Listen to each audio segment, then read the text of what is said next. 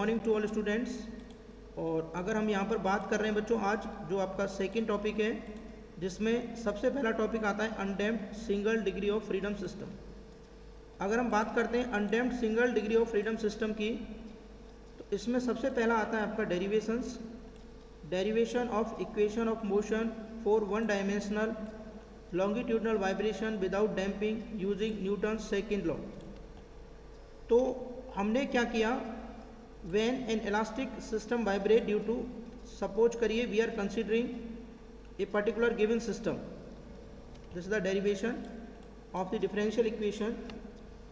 अगर हमने सपोज करिए यहाँ पर एक पर्टिकुलर सिस्टम कंसिडर किया है students, this is a spring mass system.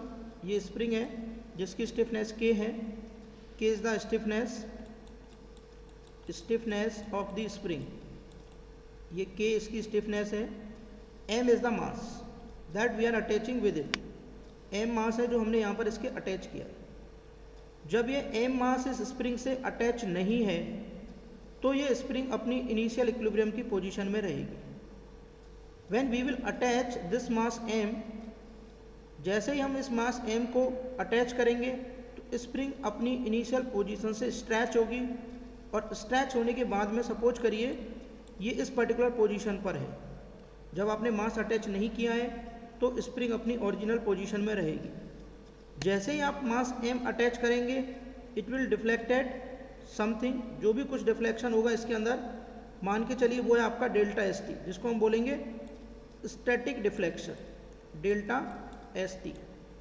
यानी कि जब आपकी स्प्रिंग अकेली है, we are not attaching this mass m, तो जो डिफ्लेक्शन स्प्रिंग के अंदर है वो जीरो, और जैसे ही हमने मास m को अटैच किया तो इस स्प्रिंग के अंदर कुछ ना कुछ स्ट्रेच होगा, ये ऊपर की तरफ। और अगर हम इस तरीके से बात करें तो स्प्रिंग स्ट्रेच होगी, तो कितना डिफ्लेक्शन हुआ वो हमने मान लिया डेल्टा एस टी।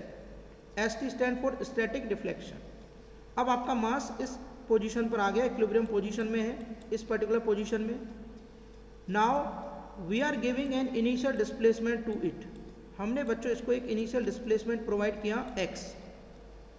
हमने मास को पकड़ा और नीचे इसको फोर्स लगा के खींचा और एक स्मॉल डिस्प्लेसमेंट प्रोवाइड किया x। तो इसकी जो पोजीशन, ये इसकी पोजीशन नंबर 1 थी और ये पोजीशन नंबर 2 पर आ गया। यानी यहाँ पर मास को आपने पकड़ा, नीचे स्ट्रेच किया और देन यू रिलीज इट।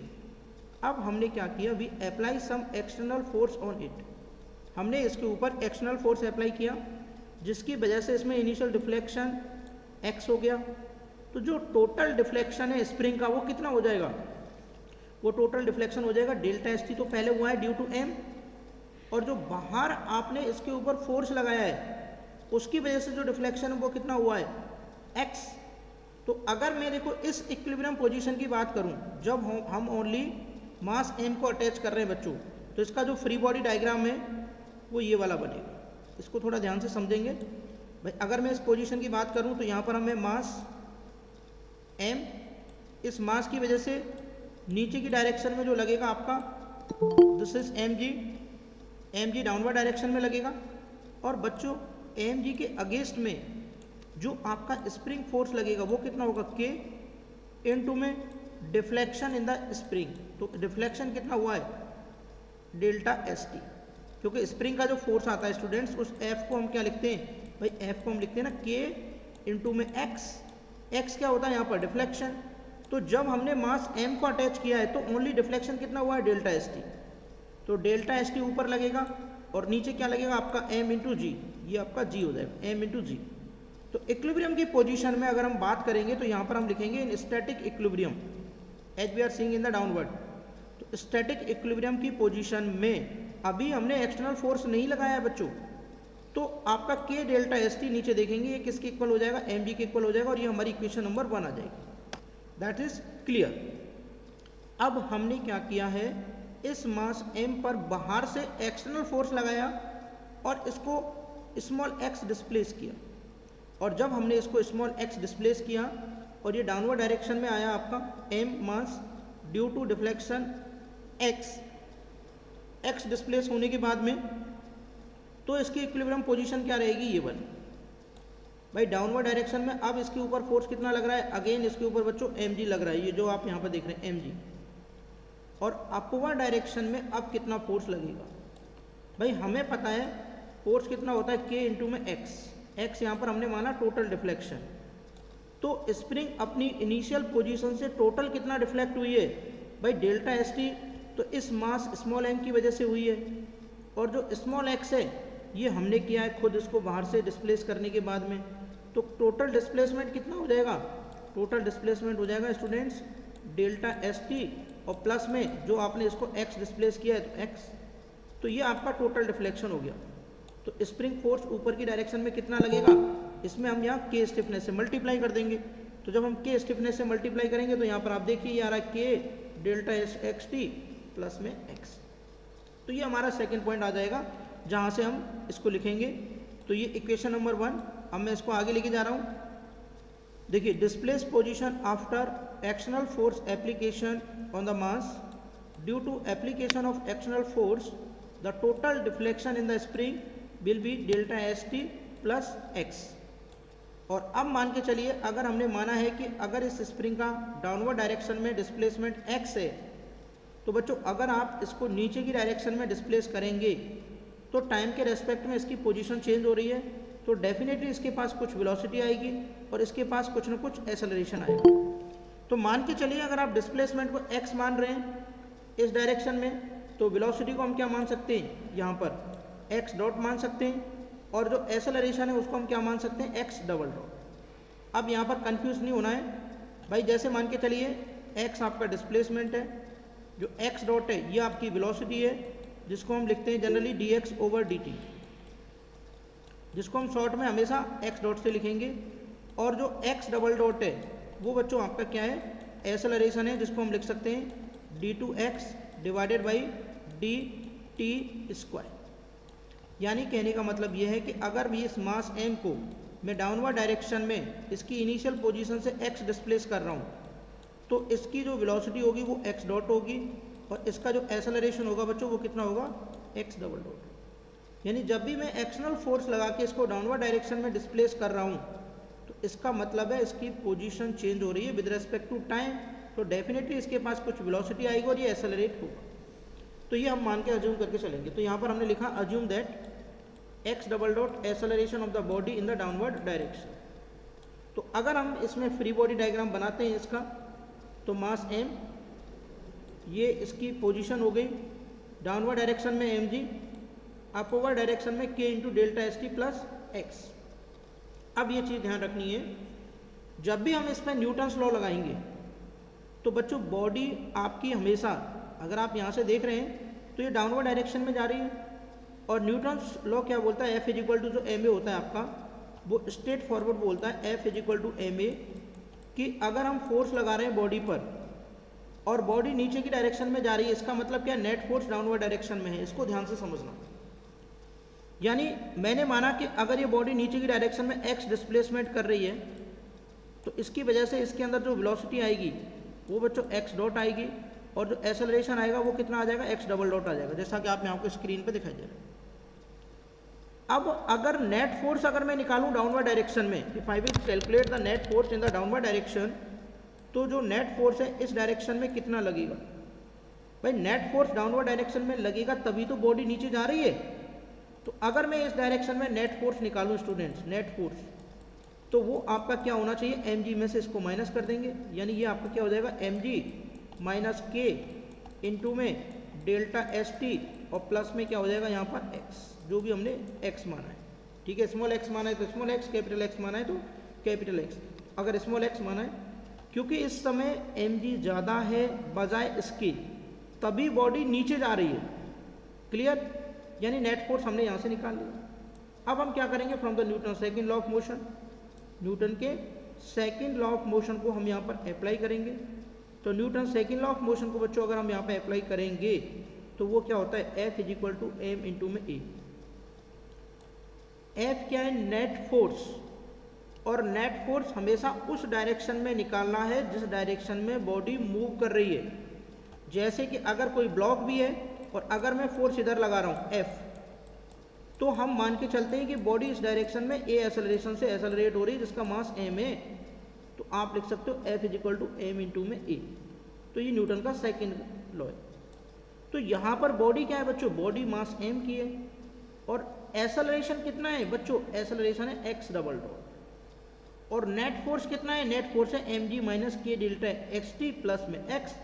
तो मैंने यहाँ पे लिखा F is equal to mass into में एक्सेलरेशन, मास मेरा एम है, एक्सेलरेशन मेरा एक्स डबल डॉट है, क्योंकि मैंने डाउनवर्ड डायरेक्शन में इसको एक्स डिस्प्लेसमेंट दिया है, जिसकी वजह से एक्स डबल डॉट मेरा एक्सेलरेशन आया है। तो अब अगर मैं इसको आगे चलता हूँ तो एफ यानी नेट फोर्स ये मैंने यहाँ से निकाल ही लिया, इसको यहाँ प्लेस कर देंगे। तो अगर आप नेट फोर्स लिखेंगे तो M G minus K delta S T plus में एक्स इज इक्वल टू क्या हो जाएगा, M X double dot. Open कर लेते हैं, M G as it is minus K को इससे multiply K delta S T, ये माइनस और ये प्लस, तो ये माइनस हो गया K X is equal to M X double dot. Clear, यानी M G minus K delta S T minus K X is equal to M G M into में X double dot, ये this आपको ये हो जाएगा M X double dot, this will be your M X double dot. यानी अगर हम बात करते हैं यहाँ पर यूजिंग इक्वेशन 1, अब इक्वेशन 1 क्या है आपकी भाई, इक्वेशन 1 तो आपकी K delta S T is equal to M G है, जो हमने स्टैटिक इक्विलिब्रियम से निकाली है। तो मैं के डेल्टा एस टी की जगह एम जी यूज कर सकता हूँ यहाँ पर, और अगर मैं के डेल्टा एस टी की जगह यहाँ पर एम जी यूज करूँगा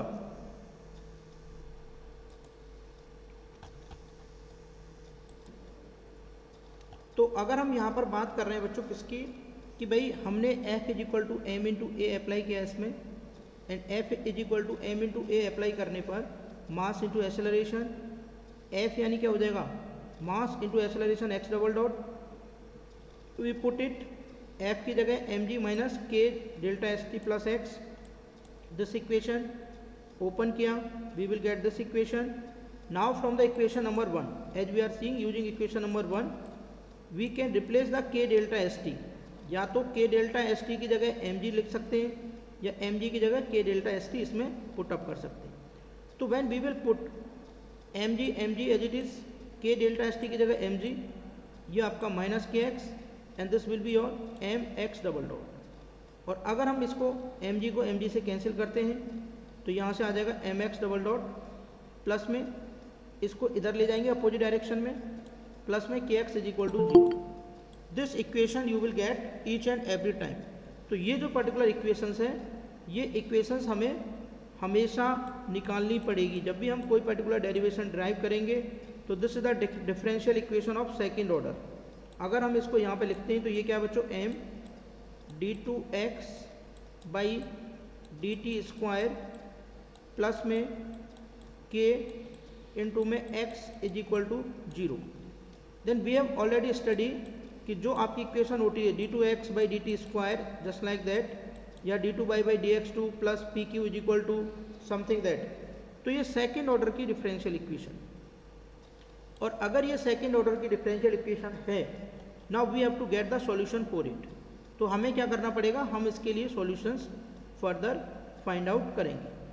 तो यहाँ पर हमने क्या किया, m इसको x डबल डॉट, m हमने यहाँ से कॉमन लिया और 0 में चला गया, तो यहाँ से आप ऊपर वाला टर्म कॉमन होके 0 में चला जाएगा, नीचे k अपॉन m हो जाएगा। This term will be k upon m, this will be k upon m।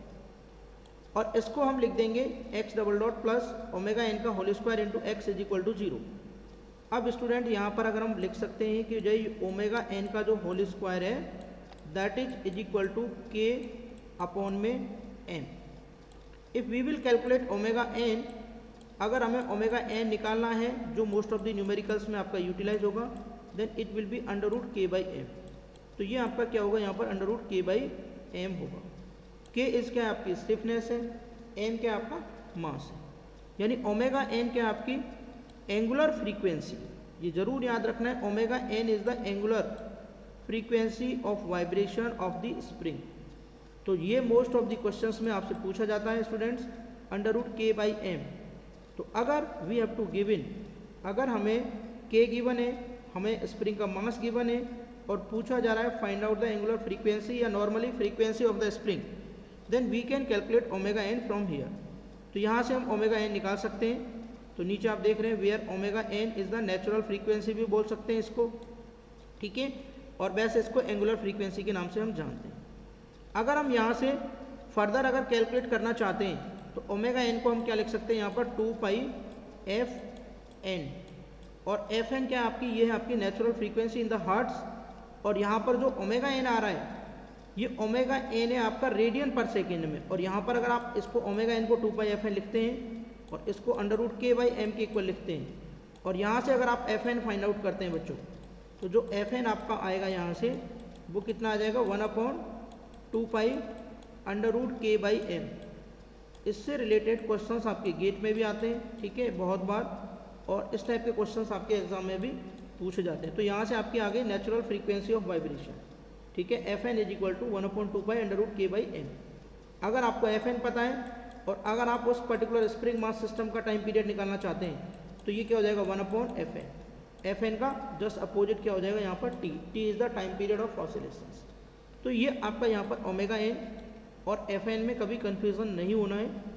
F N जो यूनिट आएगी ये आपकी हर्ट्स के अंदर आएगी, ठीक है, और जनरली हम नेचुरल फ्रीक्वेंसी बोलते हैं एफ एन और ओमेगा एन। तो ओमेगा एन एक्चुअल में आपकी एंगुलर फ्रीक्वेंसी है, बट हम इसी को नेचुरल फ्रीक्वेंसी भी लिख देते हैं, कंफ्यूज नहीं होना है। ओमेगा एन आपकी एंगुलर फ्रीक्वेंसी है और एफ एन बच्चों आपकी नेचुरल फ्रीक्वेंसी ऑफ वाइब्रेशन है, ये हर्ट्स में है और ये आपकी रेडियन पर सेकेंड में आएगी।